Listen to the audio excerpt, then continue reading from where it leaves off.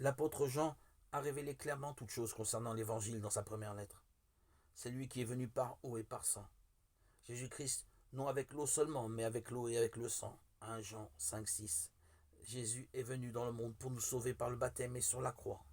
Il a dit, l'esprit, l'eau, le sang, et ces trois tendent au même but. 1 Jean 5, 8. Cela signifie que le baptême de Jésus, la croix et l'esprit forment ensemble un salut complet. Jésus a dit à Nicodème, à moins de naître d'eau et d'esprit, nul ne peut entrer dans le royaume de Dieu. Jean 3, 3, 5. Les ingrédients pour naître de nouveau sous l'eau et l'esprit.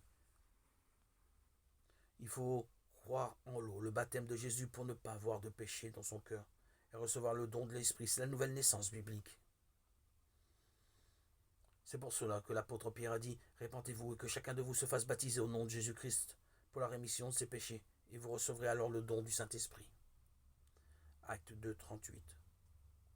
Pour obtenir le pardon des péchés et recevoir le Saint-Esprit, il faut croire profondément au baptême de Jésus dans son cœur. Que dire de plus? Nombre de versets bibliques insistent sur le baptême de Jésus en tant qu'acte indispensable de justice pour notre salut. Le christianisme doit retrouver l'évangile d'eau et d'esprit.